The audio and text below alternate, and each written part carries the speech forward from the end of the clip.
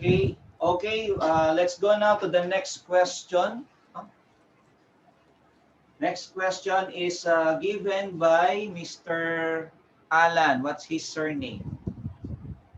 Maybe it's better if there is a surname. Is he connected, Alan? Yes po, sir. Yes po. Sira po yung camera ko, sir, kaya hindi po ako makapag-open kami. Oh, you don't have a camera? Pag binubuksan ko po, nakikita ko lang po yung sarili ko, pero pag tinitignan ko po sa participant, naka-off cam po ako. And can you open, is it possible that you open your camera?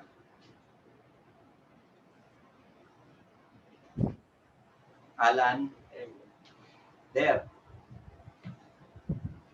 Naka-open na po yung camera ko, sir. Nakikita niyo po ba? Okay. Or Okay, I saw you now. Okay po. Do you hear me, Alan? Do you hear me? Hello po. Yes, sir. Yes, sir. Do you hear me clearly? Yes po. Do you see me in the video? Do you see Yes po. Yes po. Okay, you see everything, huh? Okay. So I will answer your question. Your question here is if the voltage rotation of a three-phase motor is A, B, and C, the current rotation is blank. Actually, I have already a discussion here, no, about the symmetrical component or well, anyway, your question here is only about this what we call actually a phase sequence. I will just discuss the phase sequence, no, because symmetrical component is too long, no. I already have a discussion about that. Or maybe you can go back to my lecture about the symmetrical component in our playlist, no? But just to answer your question here, so please listen carefully, Alan. You are given a three-phase motor. Three-phase motor. Let's say you have a three-phase motor here. This is your three-phase motor. Okay. So you have here your all three-phase motor has what we call three terminals, designated as T1, T2, and T3. Even I have a discussion about the motor standard markings, standard connection and terminal markings. No? You can go back to my lecture. I even have a long lecture, more than 2 hours, 3 hours lecture about the motor principles and standard connections. You can take a look at my playlist in my webinar in my channel. Okay. So this is phase A, phase B, and phase C. There are two types of phase sequence. We have what we call the positive phase sequence,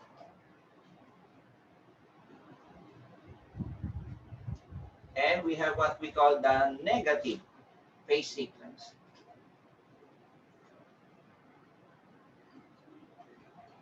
This is the reason why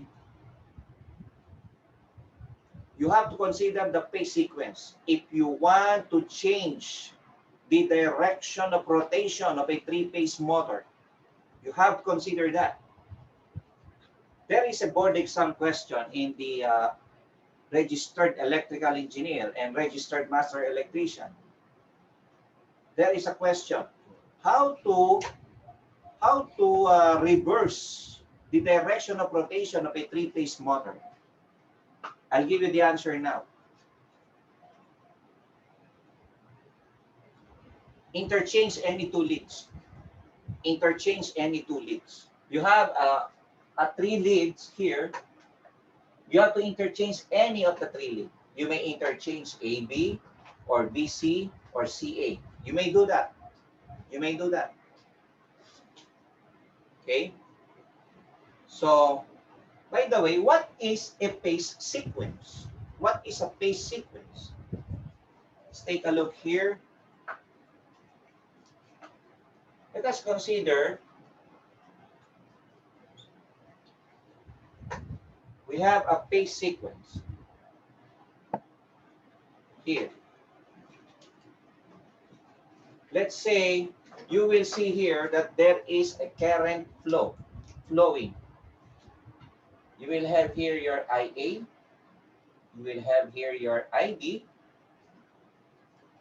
you will have here your IC. What is a phase sequence? A phase sequence is the order in which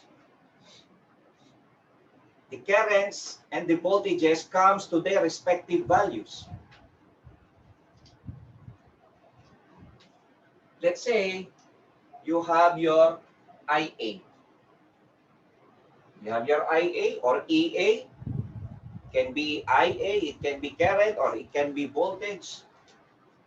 Let us represent this as this one. So let's say this is our IA. Or let us designate this as simply A. It can be voltage, it can be current. A. Then, you have your 360 degrees. There is a phase displacement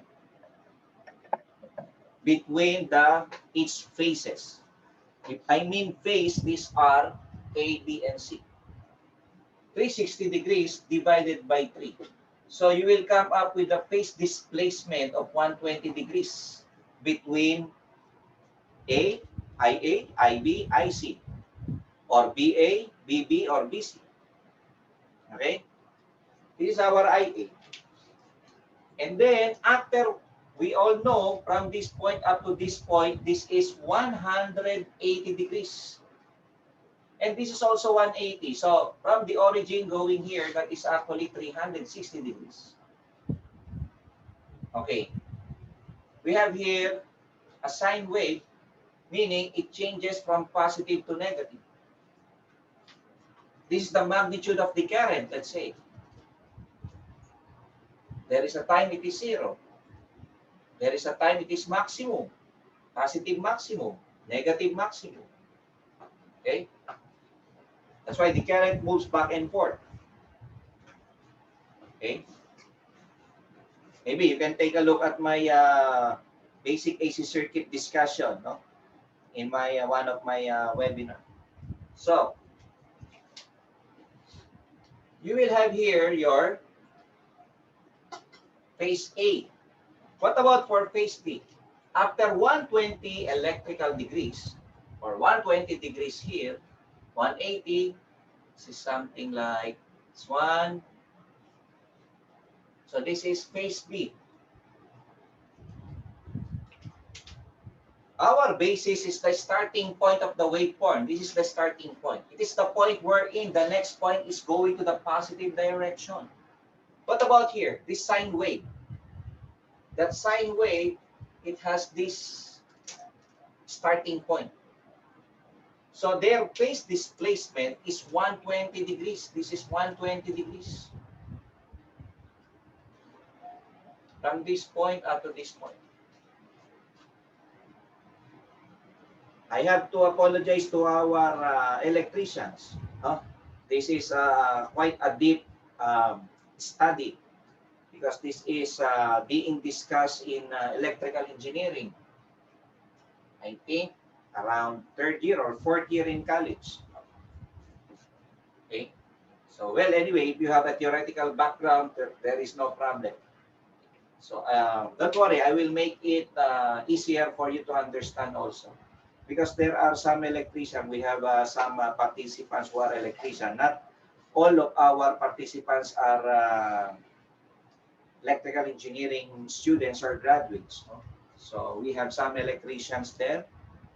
Some of them took up vocational study or technical school. No?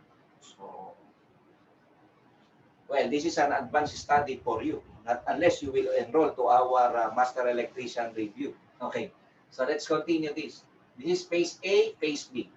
Now, what about now for phase C? This is the phase C. After another 120 degrees, there you are. This is your phase A, B, C. See? What does it mean? The current will flow first is IA. And remember that degrees, this is again 120 degrees.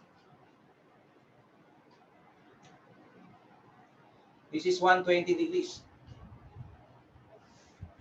Okay? That is the phase displacement between the phases is 120 degrees. A degrees is a unit of time. Remember, no? It is a unit of time. Okay. I hope you understand. I can answer directly the question for 10 seconds, but you do not know the principle. What's the sense? There's no sense. If I am going to discuss in a detailed manner, I can answer not only one question. Kumbaga, marami nang nakapalaman dyan. No? Ano ba sa English yun? No? Marami nang sinasagot na tanong yan. No? If I answer one question, I am answering so many questions there already. Because I am discussing the concept or the principle. Let's continue. IA first will flow. And then IB, after 120 degrees, it will start to flow. And then IC will flow after IB, after 120 degrees also. You know, phase sequence, from the word sequence, whoever comes first, the second, and the third one. May pagkakasunod-sunod. Okay? By the way, you can type your if you have any follow-up question, you may do so. You can type to our Zoom chat there. You can type there. So, kung mo muna papakita yung partner, ha? Pipili ako. Okay, so we have here positive phase sequence. What is positive phase sequence? The one I've showed to you is positive phase sequence already. This is positive phase sequence already. What about, sir, the negative phase sequence? The negative phase sequence is this. Just reverse. No? Baliktarin mo lang yung C at saka yung B. That is already the negative phase sequence. What do I mean? Let us have a vector analysis or a phasor analysis. This is a phasor analysis. For positive phase sequence, we have A here. We have B, then we have C. A, B, C. For negative phase sequence, we have A, we have C, we have B. You see, B and C, they change their position. See, nagbaliktad sila.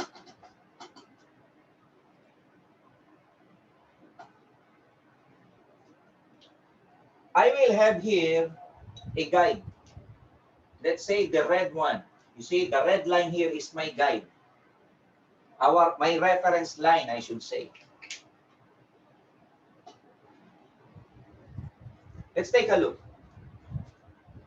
Let's say this is our phase A. This is phase B, the red one. We use red. And this is phase C. You see, there is actually their phase displacement here, these are 120 degrees. Okay? These are all 120 degrees. The distance of A to B, B to C, C to A are all 120 degrees. Actually, this is an introduction to the symmetrical components, what we are doing here right now. It's a fourth-year subject in electrical engineering. Okay, so we have A, we have C here, then we have B. Let us assume, let us think of this is a fix. Okay? So, fixed to ha, fixed. Sabihin, hindi magagalaw. See? This is A, this is C, and this is B. They are fixed 120 degrees. I will rotate this in a counterclockwise direction. I will rotate this. Who touches first? The red line. Is it A, B, or C? A, right? Secondly, who touches B, right? Then what about C? See, it's quite hard. C, right? So, you will have here as A, B, and C. See? That is A, B, C. What about the phase sequence here? What about here? So, we have here phase A, the black one. The red is B. Then we have the C here. Oh, the B is the red one. The C is the blue one here. Okay, take a look. I will rotate this. Who touches first? A, isn't it? Okay, Mark Anthony, you answer. You'll be the one to answer so that we have an interaction. Yes, sir. Uh, Sir. Hindi, si ano na lang. Si ano pa lang nagtanong eh. si Alan, ano? Sorry, Mark Anthony, mamaya ka na. Okay. Si Alan na muna. Alan, low. Hello, Kuya Reg. Okay. Opo. Who touches first? Sino unang tumama sa reference line? Pak, sino unang tumama? Si A po. A. Then, secondly, who touches? Is C po. C. Ay, blue. Yung blue po. Okay, that's correct. The third one. Make it fast. It's hard. Si B po. Red. B, right? So, we have here ACB. Right? ACB.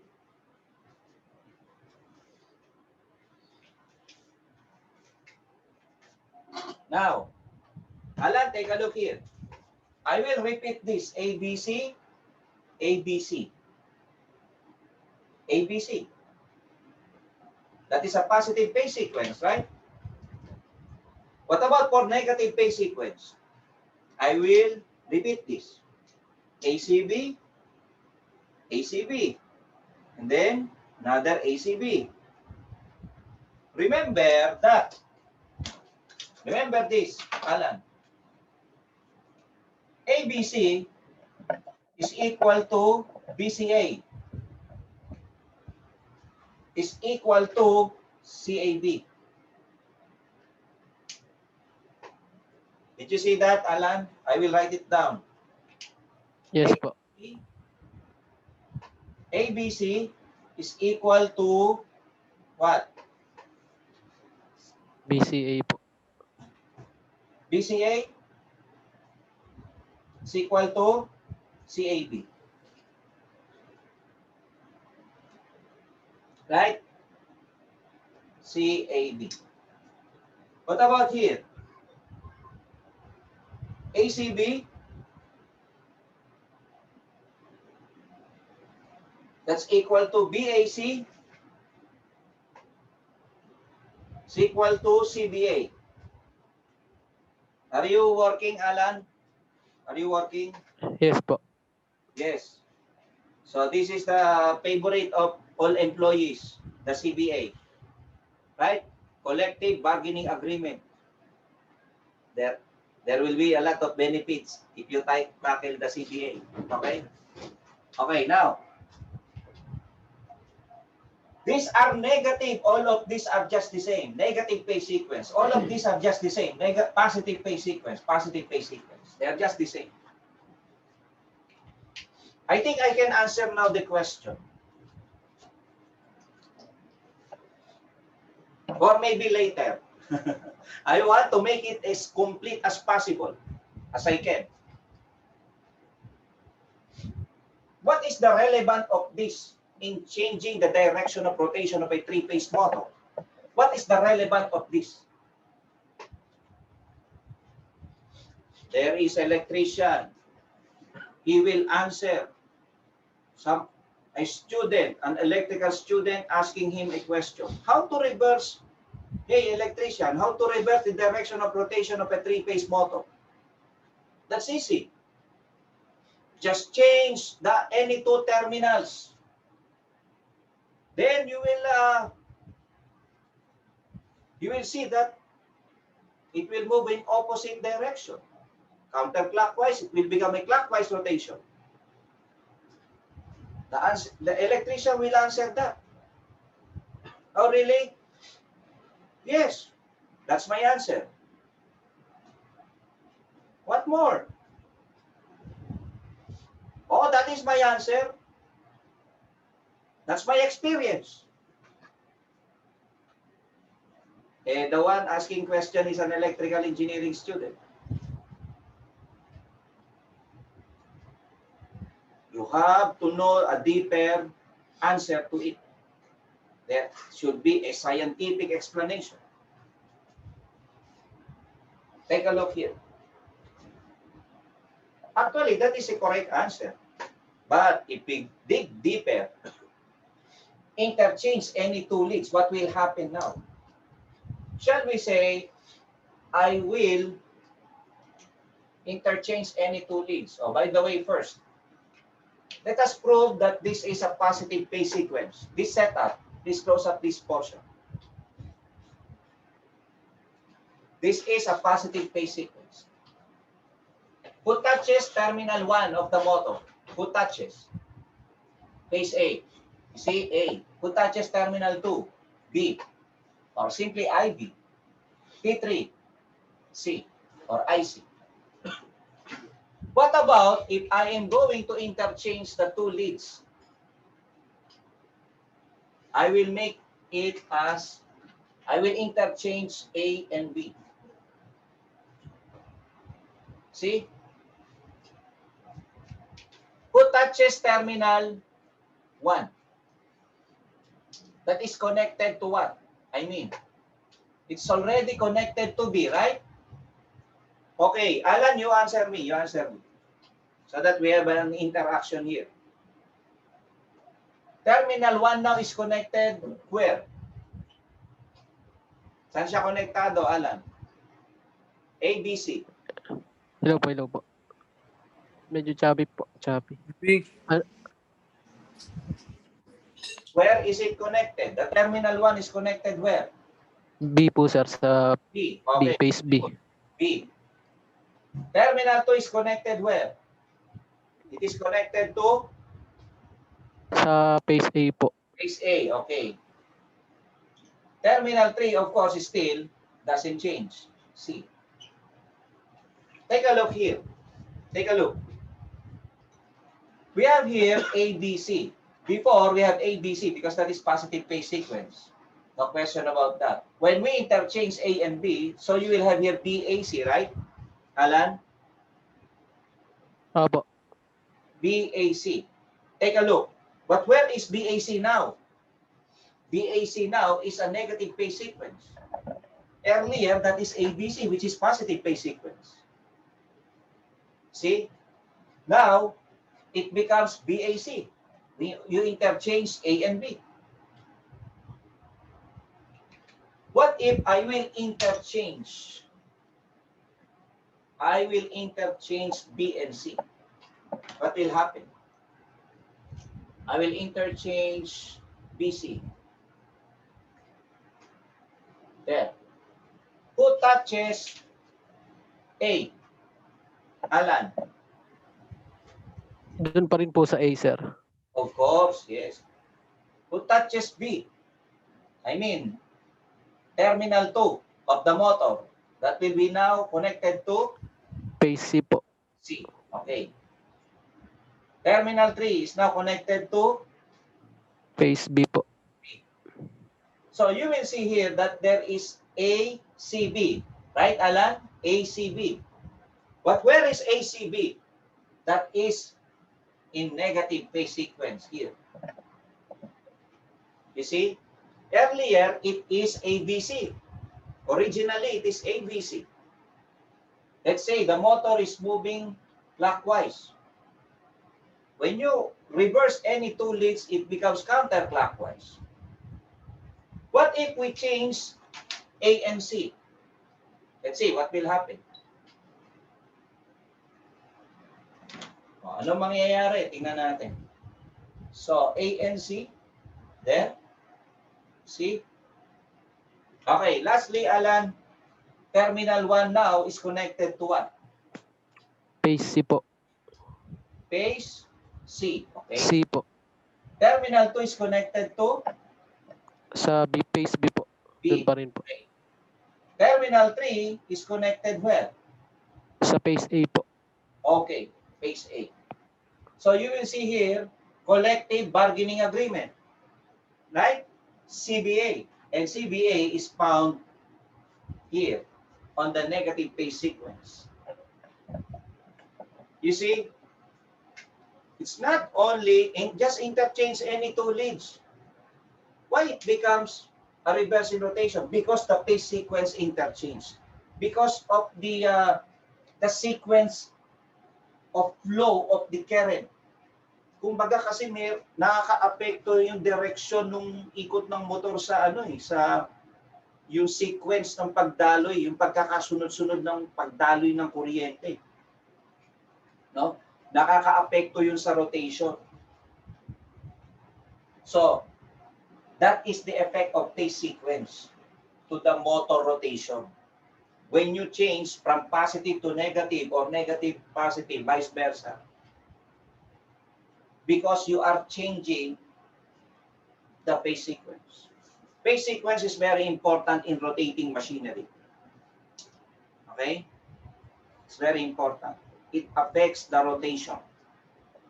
If you have two generators, you have one generator, you want to connect another generator. Let's say you are in a ship, nasa barko ka, no? In the ship, in the watercraft, you have to parallel another generator. One of the requirements is they should have the same phase sequence. There is an effect if this generator already connected to the bus, then you connect, this is positive phase sequence, and you connect the negative phase sequence. The effect on this generator that may change the rotation of the shaft, and that may damage mechanically. That's one of the effects. Okay? Now, let's go now to the question. That's a very long discussion about the phase sequence.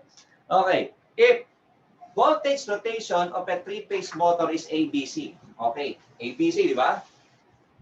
The current rotation is blank. Okay. You have a voltage rotation ABC. What is your current rotation? Remember, just like what I've said, this can be voltage or current because it depends. The current depends on the voltage. They have the same direction. Okay? They have the same. If you have voltage rotation, that is actually phase sequence. That rotation refers to the phase sequence. You have your ABC. The current rotation is blank. Okay.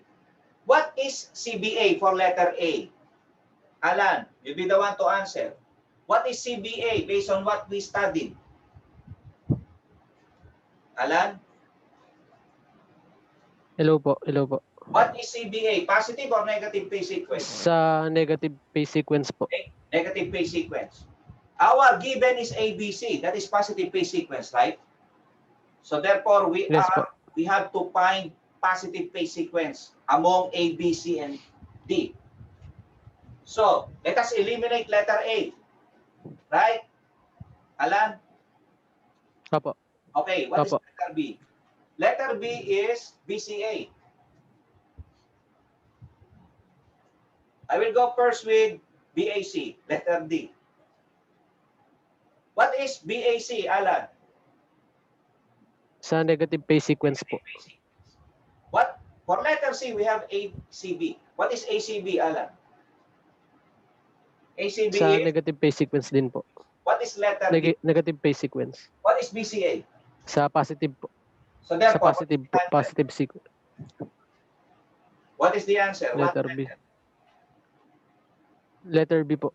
Letter B. BCA. Okay, that's correct. No? That is the answer. Apo. Letter Thank you po. Okay, they are just the same. ABC is equal to BCA equal to CAB. These are all positive phase sequence. Okay? And ACB is equal to BAC equal to CBA. These are all negative phase sequence. Okay, is that clear, Alan? Yes po. Yes po, Okay. clear. That is my answer to your question. Thank you. Salamat.